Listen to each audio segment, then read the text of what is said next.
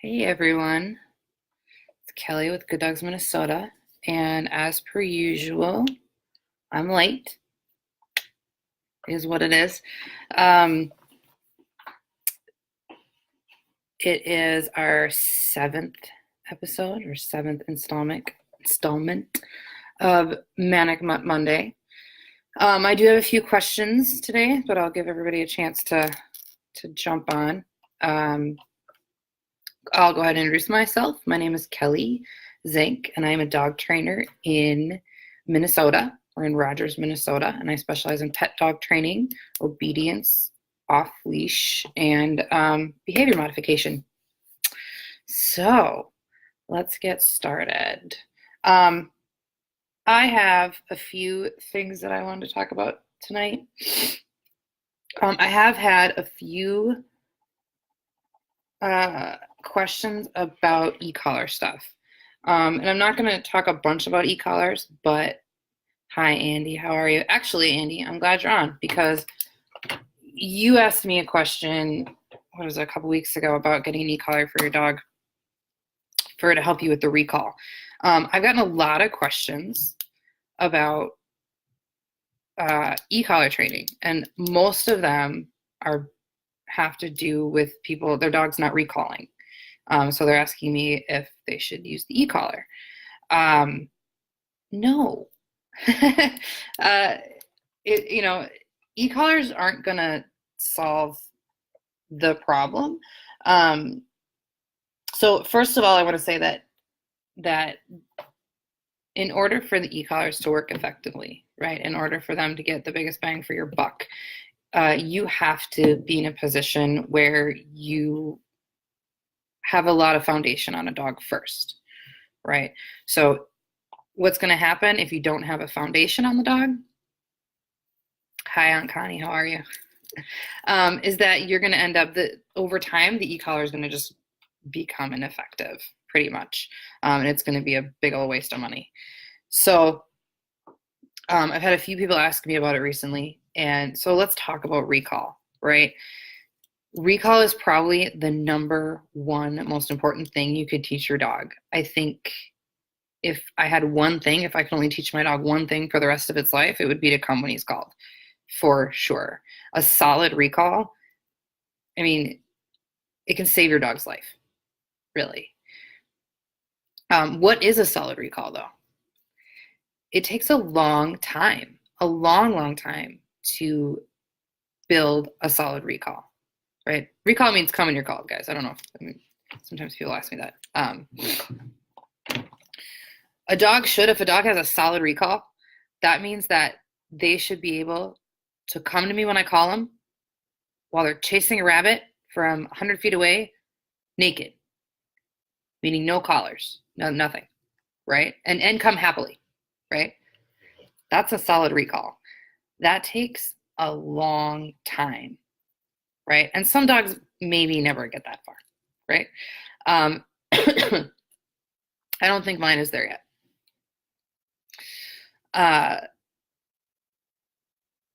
But one of the biggest mistakes that my clients make, right, or people that ask me questions about recall, is that they don't practice enough recall. They just don't practice.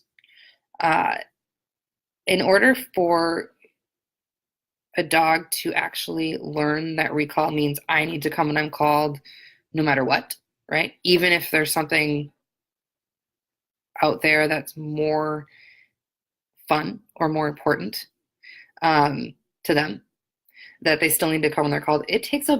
I'll say it takes about 500 or 600 repetitions. 500 or 600 repetitions before the dog actually, I think, fully understands that they need to come when they're called. So how do you get those 4 or 5? And I'm talking like successful repetitions, not that you call him 17,000 times and then he comes, or it takes you 6 times and yelling till the dog comes. How we get there is that we never put the dog in a position where they can not recall, right? So, Andy, your question about saying or the predicament you're in with your dog not coming when she's outside. I also had somebody else ask me that too, and the dog was in the backyard, in the fenced-in backyard, and not coming when they're called. Let's get long lines on those dogs, right? A long leash, right? So if you can call your dog, if the dog says, nah, I'm not going to come right now, right? Pressure on that leash, come, right? Pressure, pressure, dog comes, right? They need to know that they don't have a choice, right? The other thing that sets dogs up to fail with the recall is that they're not really reinforced enough for recalling, right? They're not really reinforced enough for coming when they're called. Recall is probably the one command, and there's probably a few more, but one command that I will always reinforce. Hogarth has a really, really good recall. He usually will come to me no matter what is going on.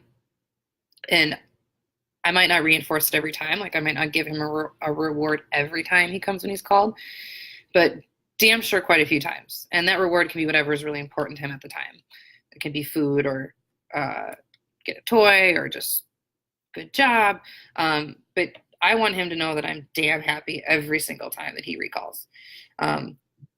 If your dog knows that they're going to get recalled in from the backyard and then go in the kennel, right? With you have to kind of put a reinforcement in between the dog coming into the house and going to the kennel, right? If the dog knows you're going to go into work in the morning and you got your work clothes on and that you're not going to run out there and grab them, and that when you do actually catch them or they do finally come inside, that they're just going to go in the crate, your dog's going to pick up on that real quick and not want to come when he's called.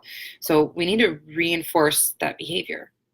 One of the worst things you could possibly do is, which I understand it's frustrating, but is call the dog, finally go out there, grab the dog, right? Or get close enough to the dog and they finally do come to you and then yell at the dog.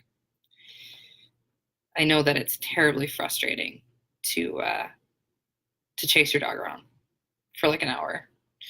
But we really can't scold them when they eventually come to us, right? Because we're just ruining them ever coming to us again. And kind of, excuse me, we're kind of ruining the relationship. We're putting some distrust in the relationship.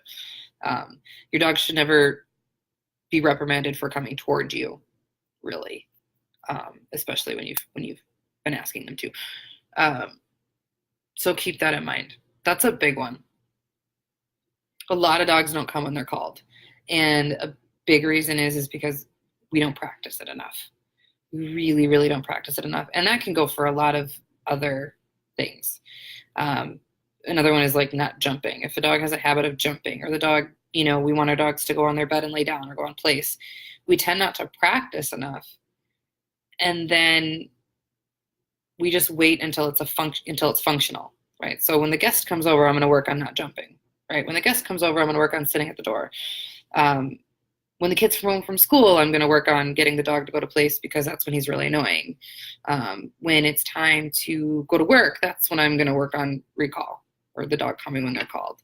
So keep that in mind, that in order for something to be functional, it needs a lot of repetition and a lot of practice. You have to take the time out to practice. And you have to really know your dog and really know that they understand completely what it is you're asking for them. I think that a lot of people just kind of assume that just because you said, you called your dog and they came to you, that they actually know that that's what that means. So really important to do some proofing. We call it proofing, right? Really important to set the dog up and not allow them to fail too much, especially with recall, because if dogs fail at staying on place, like I can come in and I can imply pressure and say, oh, no, you don't want to do that. We can employ correction in a way that the dog will say, oh, I need to stay on place, right? And really soft correction for stuff like that, because all I have to do is move into the dog and the dog should move back. Oh, you want me to stay here? Got it. But for recall, if the dog is like enjoying himself out in the yard and he's got what we would call external motivators, right? So I want my dog to come to me. I'm trying to motivate my dog to come to me, and he's got a bunch of competing motivators out here. So that's the one that's really, really hard. So you have to make sure that you're getting a lot of practice in. Like I said, 500 to 600 repetitions. I usually have my clients try to recall 100 times a day in practice, right? And that sounds crazy, but if you divide that up into 10 sessions, 10 times, right? It's not that much, right? And you don't have to recall consistently, right? I mean, you don't have to recall like, every second or like once a minute. You can have your dog outside and pull weeds and recall him 3 times. Good job, yay. Then continue on what you're doing and randomize it like that and work it into your schedule. And you can also work on recall in the house. There's nothing wrong with working at recall in the house. I like to play, we've done it in our house when Hogarth was young. We would play, I forget what it's called. Recall tag or something like that. We'd go into different areas of the house and we'd all have food, like have his dinner. And I'd be in the basement and I'd call him, Hogarth, here. He'd come running downstairs and I'd give him his food. Good boy. And then Maddie would be at another end of the house and Hogarth, here. And he'd run upstairs to Maddie and then she'd give him a treat. And then Amy would be another end of the house, Hogarth, here. And so he'd run back and forth, right? And all that time he's getting all those repetitions and he's hearing Hogarth, here. And he turns around and runs toward the voice. Hogarth, here. And he turns around and runs toward the voice. What that does over time is it builds muscle memory, right? And you get to a point with the dog that you could call the dog and before they even know it, they're turning toward you, right? Just like how I get in a car and I can reverse back down my driveway without even thinking about it. I could be thinking about, 10 other things and I can reverse out of my driveway and get halfway to work before I even realize that I'm in the car and driving, right? We can do that with our dogs, but we have to create a lot of repetition. And we have to also proof that, right? You can't put your dog, let's say, in the house and have him be like, oh, he recalls really good in the house or he recalls really good in the backyard. Take him to the park, right? Let him off leash or put him in a situation where he's got a lot of external motivators and expect that he's going to do that, right? You might have to shorten up your distance, right? You might have to get on a short leash, right? And you're going to have to probably use a long line for a long time. I don't like dogs out in the yard that aren't on long lines in their own yard, even, because I want to be able to address my dog if I need to address my dog, right? Until they're under verbal control, then you can take them off the long line. And I know that sounds crazy, but it is what it is. You gotta have control over your dog and not allow them to make a bunch of mistakes. Because if they make a bunch of mistakes, they're just gonna learn that the mistakes are the norm, right? So that's a big thing with recall. E-collars are great for recall, but they really are not going to be effective unless a dog really understands where they're at with the recall and they really understand what it is that it is expected of them, and they understand that there is also a consequence, right? If you employ an e-collar too early, the e-collar is going to become ineffective, and you're going to have to go higher with pressure, higher with pressure, higher with pressure, and that's not where you want to be with any tool, but especially something like e-collars.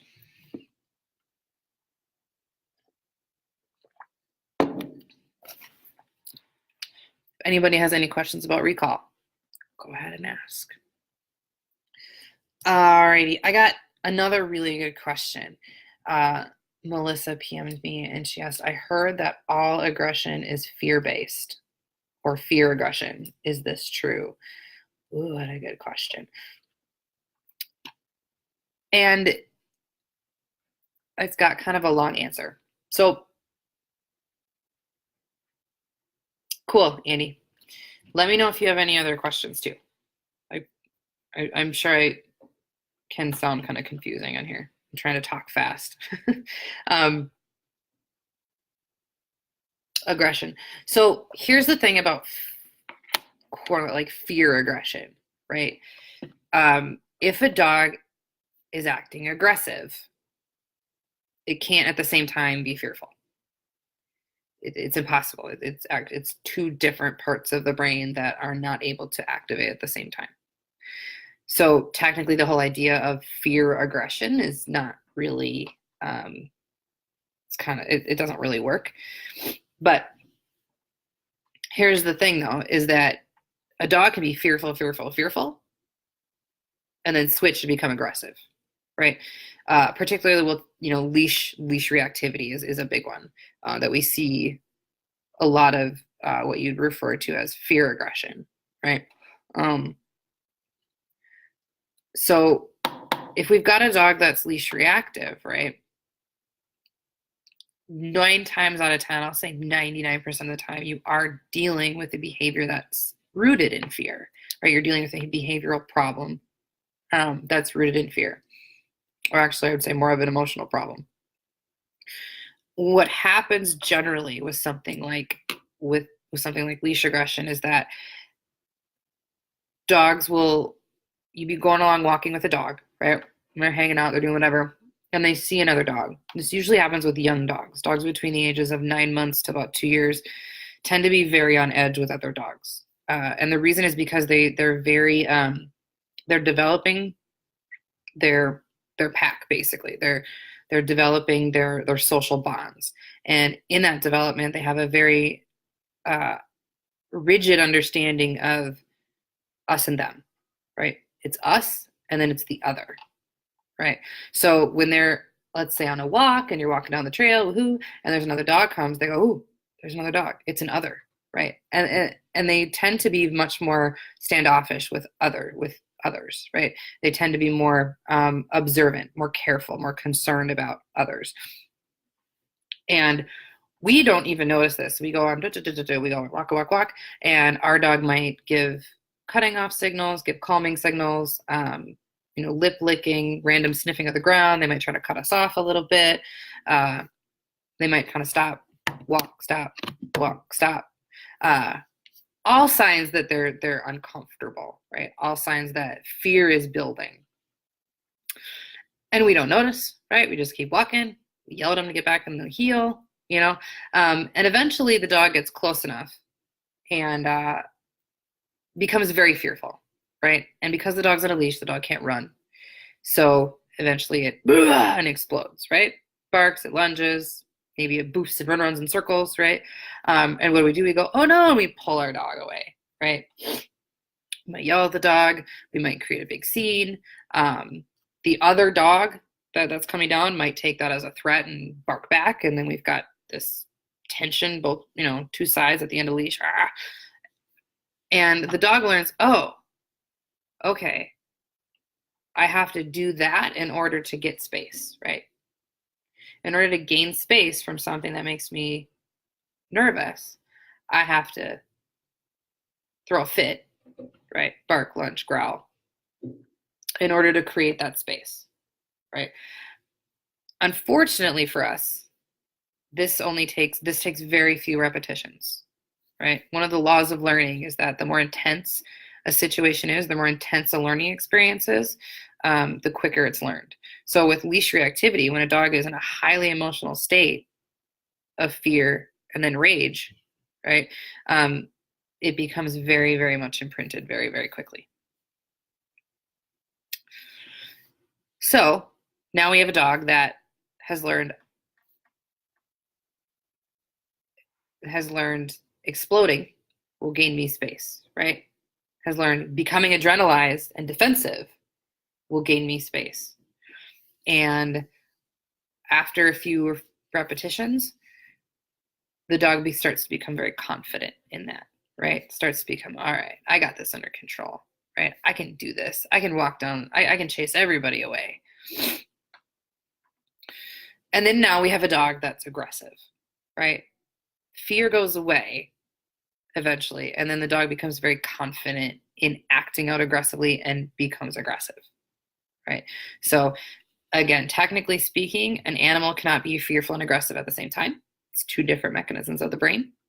But what happens is fear, when it's not dealt with, will turn into rage, which creates aggression, right?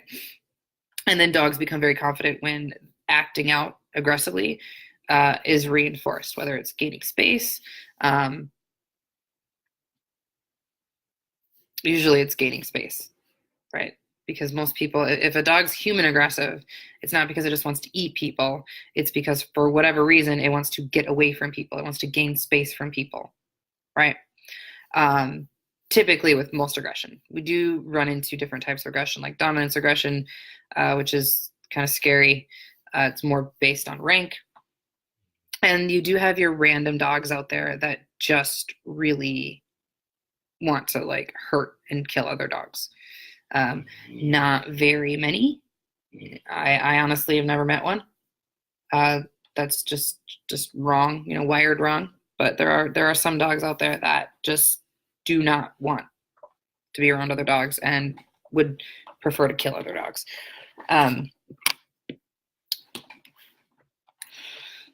Now, if you were talking about aggression with, let's say we used leash aggression as an example, we can talk about just general dog-on-dog aggression, right? Again, what normally happens is a young dog who's not socialized, which most young dogs, guys, are not socialized. That should be a whole nother talk about how to socialize your dogs.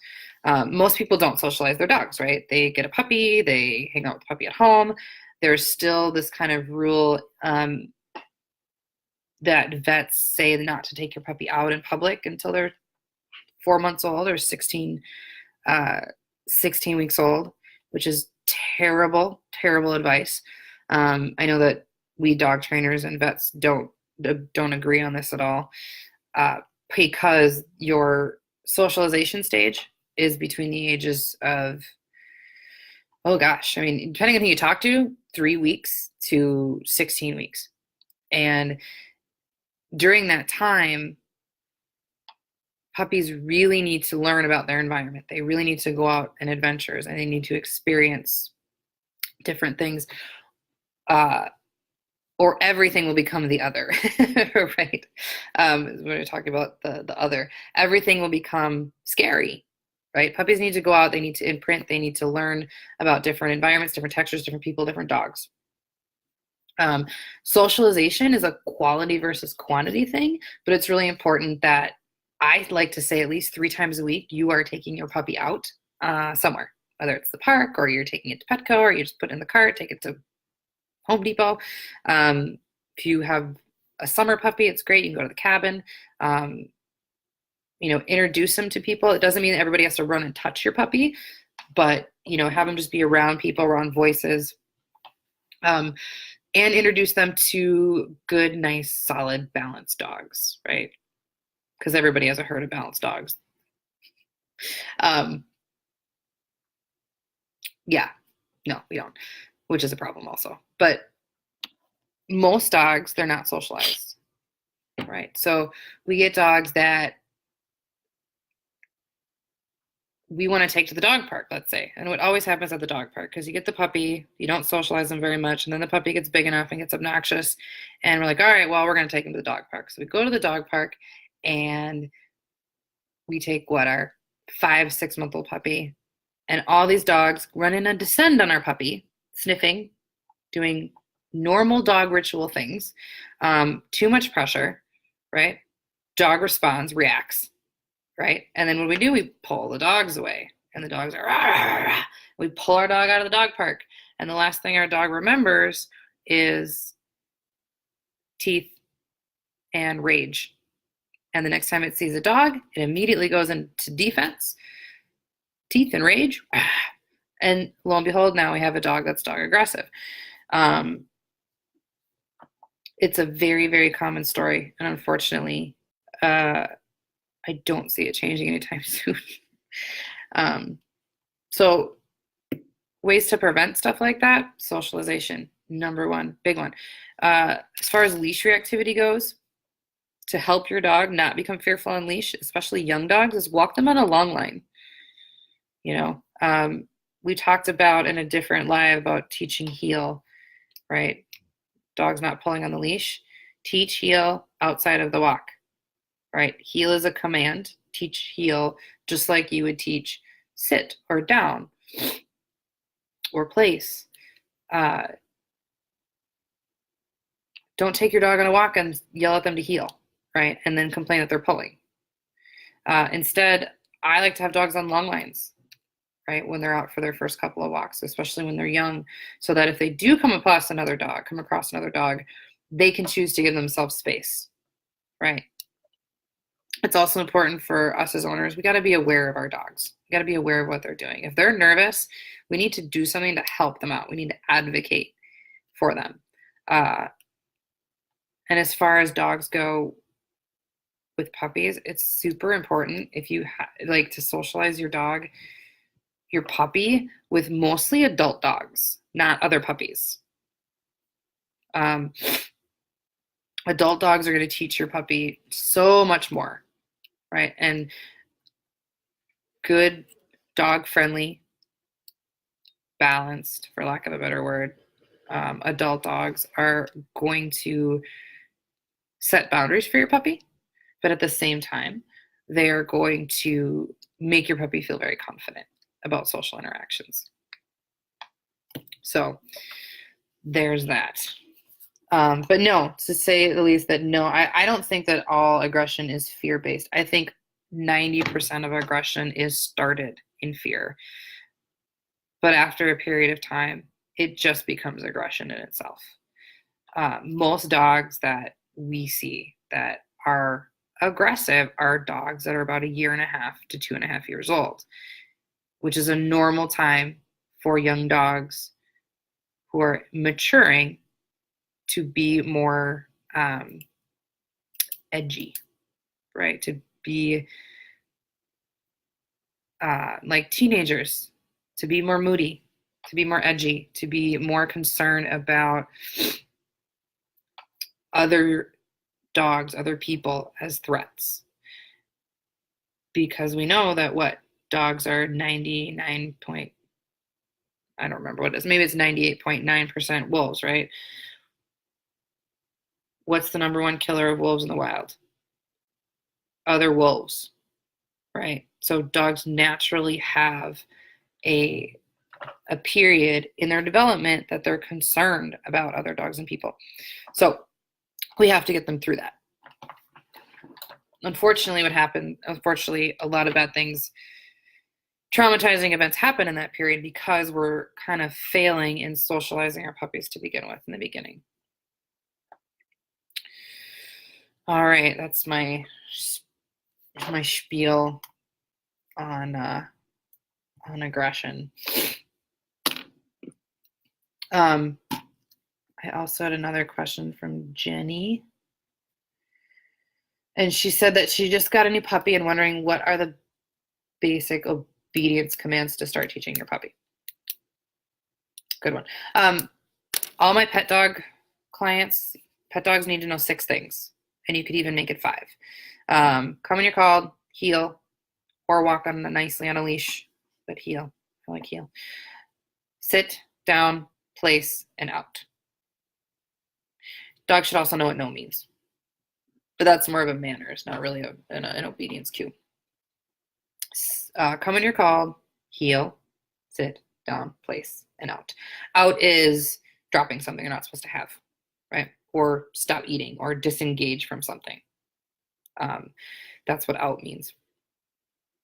Probably one of the first things I start teaching puppies, unless they need to hold and carry for a reason, unless they're gun dog puppies.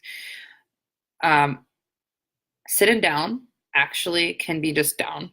I actually stopped teaching my client dogs to sit. I know, because sit is extremely overrated. You don't really need your dog to sit for any reason at all. And if somebody can give me an example of why they need their dog to sit, I'll give you $1. Because you really don't. You don't really need your dog to sit for any other reason at all, unless it's to take a picture of it, I guess. If you want your dog to sit, not go through the doorway, teach your dog not to go through doors. If you want your dog to sit so they don't jump on people, teach your dog not to jump on people, right? For me in my house, sit is a punisher. If you can't handle yourself, sit down. You get to sit or you get down. That's pretty much a punisher in our house, right? Uh, so, but down, I do like down. Down can help dogs be calm. A down stay, having dogs on a down stay is much more manageable. And unlike a sit stay, it's harder for them to get up out of it. So you can catch them easier and get back down before they're up and walking away. But yeah, so sitting down, pretty much any sort of a park it command. So for a puppy, for a puppy, you could definitely do sit, like start out with sit. I mean, sit's a cute thing when they teaching them to run up to people and sit. I do a lot of running backwards and call the dog and then sit, good job, food, sit, good job, food, sit, good job, food. And it just gets the puppy into the habit of running up to people and sitting, right? Running up to people and looking up, right? Rather than jumping, running up to people and kind of waiting. I much prefer that than running and jumping on people. But those are the three things. And for a puppy at 8 weeks old, you could start any of those things. Place means go to your place and lay down and stay there until you're told to get up. That's something I should maybe talk about at some point. I think place is extremely overdone lately. I mean, place is a wonderful thing. But pretty much, again, in the house, it's kind of like the go lay down, you're annoying me command. I do not subscribe to the idea that that place should be a prison, right? Shouldn't be a prison. You should be in a position with your dogs that your dogs can eventually free roam. You know, if you've got an 8-week-old puppy, there's no reason that they couldn't be free roaming. Well, depending on the breed, I guess, but they couldn't be free roaming in your house, you know, not having to be on place by a year and a half to 2 years. So I think right now place is a little bit overdone. The answer to everything is go to place. You know, the dog jumps, go to place. The dog's chewing on stuff, go to place. The dog's, you know, anything, the dog's in place. I think place is somewhat become a prison for dogs lately. And I would love to see more dog training videos that are not dogs on place. There's every dog training video out there right now is a dog on place. Dog on place while we're vacuuming. Dog on place while this is going on. Dog on place this, which is a great thing. Don't get me wrong. I think it's good if a dog can go to place and lay down in high level distraction. But I don't think we need to make a million Facebook dog training videos about place or kenneling up or heel for that matter. I think we should be, I don't know, making videos on more cool stuff than that. But that's just my opinion. So yeah, 8-week-old puppy, potty training. That's another one. So Jennifer, if you catch us on the replay, because I know you're not on now, but I'm sure you'll catch it on the replay. Puppy should be in the crate 8 hours a day and at night. Not 8 hours straight through, but pretty much every, I would say, hour and a half. Put the dog in the crate for about an hour. Very a good idea. The one biggest mistake people make with puppies is too much freedom too soon. Too much freedom too soon, and they don't let their puppies get enough sleep. Every single time somebody tells me their puppy is nipping too much, talk about puppy biting, I ask them, how much sleep is the dog getting? And they tell me, well, he crashes out for a nap in the afternoon, and the dog's like 12 weeks old. Absolutely not enough sleep. If the dog's just crashing out in the afternoon for 2 or 3 hours, is not enough sleep for a growing puppy. They absolutely need to get at least 16 hours of sleep in a 24-hour period, at least, depending on the breed, but bigger breeds more because they're growing a lot faster. Excuse me. Got my juice and stuff.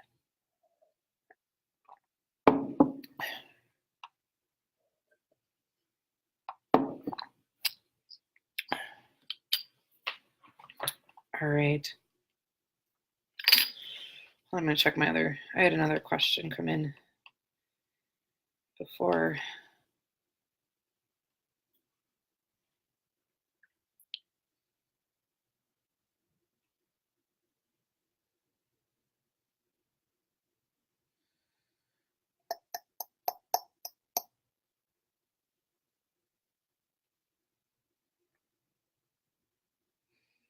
Where is it?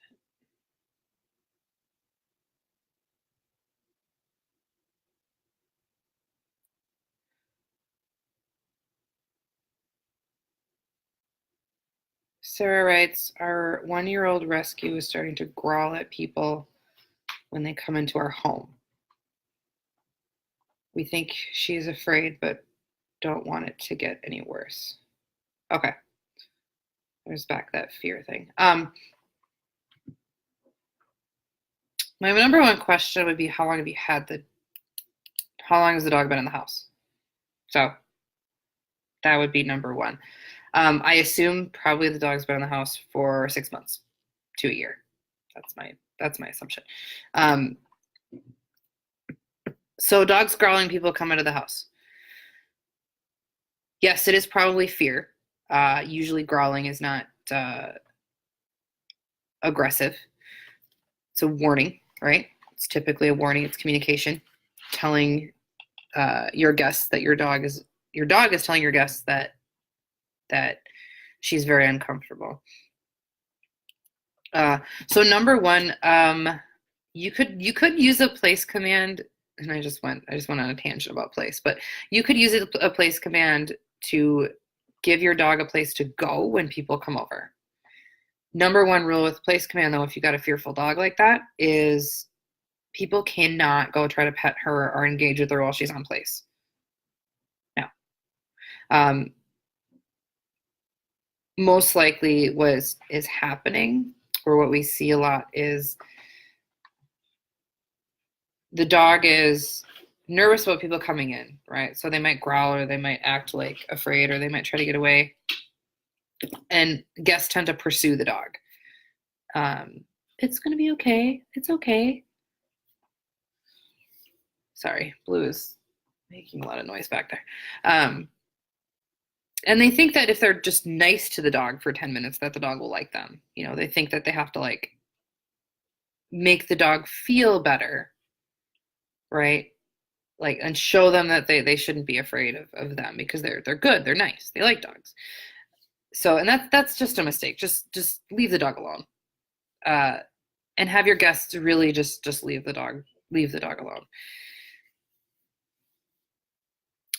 I would want a dog, if I had a dog that was fearful of guests, I would want them to know, number one, that guests coming into the house doesn't mean that there's going to be any added pressure, right? So somebody coming in and trying to engage with the dog is adding pressure, right? It's adding uncomfortable pressure. It's what's referred to as social pressure, right? So number one, I would take away social pressure. So if somebody comes into my house, the dog needs to be ignored fully and completely, right? Even if the dog comes up and sniffs, right? Worst thing you can do to a dog that's a little bit concerned that comes up and sniff you is go hi and look down and reach down and pet it. That's like one of the worst things you can do. Shh. So the other thing that I would want to know is the dog moving forward towards people, right? Is she coming up to the door like a little sassy and when people come over, or is she trying to get away and she's growling as she gets away and kind of backing up and trying to create space? One thing again about that fearfulness turning to aggression or sassiness, right? If she's interprets the guest as a threat, I want her to know she shouldn't be moving forward, right? She shouldn't be going in with reckless abandon, going to take on the guest, right? She needs to know that her job, when there's a perceived threat or something that she's concerned about, is to back up, right? And defer to you, Sarah, not move forward and kind of take it on by herself, right? Because that's what gets dogs bit, right? Um, that's a huge, there's a huge difference there. There's a huge difference in a dog being nervous, a dog being concerned, a dog being fearful, and moving forward at it than I'm going to go over here and go backwards, right? We want dogs to move away from things that they're fearful, not move forward at them. So that would be something. If she's moving forward, I definitely would be corrective, right? So I definitely would tell her no. I'd put my foot on front, back her up a little. I'm assuming she's a small dog. I don't know why. I guess I'm assuming. Either way, I'd make sure that when there's somebody behind the door that I move forward and she needs to back up and give me room to deal with the doorway situation. I would practice a lot of yielding exercises with that. And really try to look for other areas that she might be doing the same thing. If she's, barking at dogs walking by, or she's barking out the window, or anything like that, I don't want her in a position where she's thinking it's her job to go deal with something, right? You could also, if she's fearful, you can do a little bit of counter conditioning things, as in like the guest giving her treats and things like that, but you do want to be careful about that. Not because I don't think that if you feed the dog when they're fearful, it's going to make it more fearful. I just don't think it works that way. I don't think if I'm fearful and you give me a cupcake, it's going to make me more scared. No, it might make me think about the cupcake and be like, okay, I'll eat the cupcake, right? But it's not really going to affect my fear level or my concern about something. So, and dogs are this very much the same way. It doesn't, the whole idea, if you pet a fearful dog, it's going to make it more fearful. No, it's how you are petting the dog, or how you are projecting your energy, onto the dog, I guess, if that makes sense. So you don't want to tell the dog, oh, it's okay, right? Because that just makes dogs usually more nervous because it sounds insane, right? That actually came up in a podcast I was listening with Jay Jack, one of my favorite trainers, and he was talking about if you're like in a closet and there's a murder in the house, and you're in the closet with your friend, and she's like, it's gonna be okay, we're gonna be okay, it's gonna be okay. That's not gonna make you feel any better, right? You're probably at that point just gonna give up, because you know that she's your friend now, who used to be cool, is now gone insane and is gone crazy, right? And now we're dead. So it's kind of how you project that, right? So I would want my dog to know that it's cool. You don't have to worry, right? The guests coming in are not going to mess with you, right? Your job is to just stay over there and leave guests alone. If you are very confident that it's a fear issue, right, where the dog is growling and acting fearful and kind of like shrinking into herself, you could try to use a little bit of food. What I would do, though, is I would have the guests come in and talk to you face to face, and then just toss food down at random. That's it, though, for a while. And you'd want to do that almost on a daily basis for it to actually stick, right? It's not going to work if you only have a guest over once every few weeks. You're just tossing food down, right? You want to have a guest come over on a daily basis and have them come over and talk and just drop food and then leave without putting any other pressure on the dog. Okay. If you've got a dog that's growling, again, I don't want people crouching down and looking at the dog and trying to reach out and touch the dog. Hey, shh. No. Blue here's my dog walking around upstairs.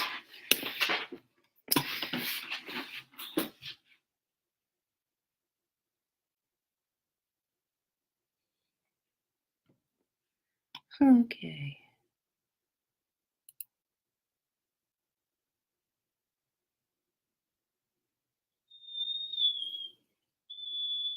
One quick second, guys.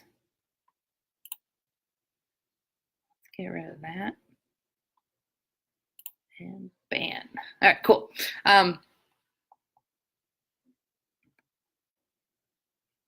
So, fearful dogs. again, if you put too much pressure on the dog is fearful, trying to recoil and get away, and we just continue on with the pressure, eventually the dog is going to turn around and start becoming a little more aggressive, right? It's going to start really, really telling us that she wants space. So be very, very careful.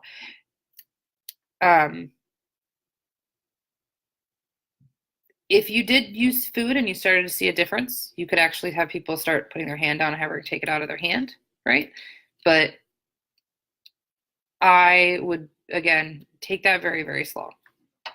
Normally people try to do that and then they get a little bit successful and then they push too much, right? And then we've got problems. So, all right.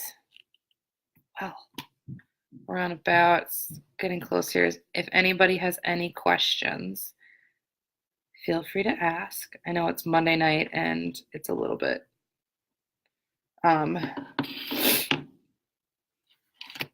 beginning of the week. Debating on changing my days, but I'm not sure yet. I don't know.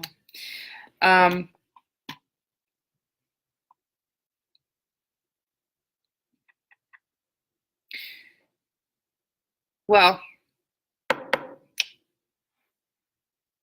you finally laid down. I'm going to head out if there's no other questions. If you like what you heard, please like it, please share it. I will do these we do these every Monday at 7:30 or 7:45 if I'm late, as I usually am. If you have any questions that you want answered, you can go ahead and comment here. You can PM me, right? You can email me. You can post it on the page. Whatever you like, but I usually get I get a handful of questions every week. Some of them I save for different times. And I didn't really have a discussion this week. I just kind of flew by the seat of my pants. Next week, I'll try to have a discussion. Hopefully we'll be outside. It was raining today, so we couldn't be outside. So yeah, I'm gonna go ahead and go, and we will see you guys next time. And again, my name is Kelly Zink, Good Dogs Minnesota, and we'll see you next time. Bye.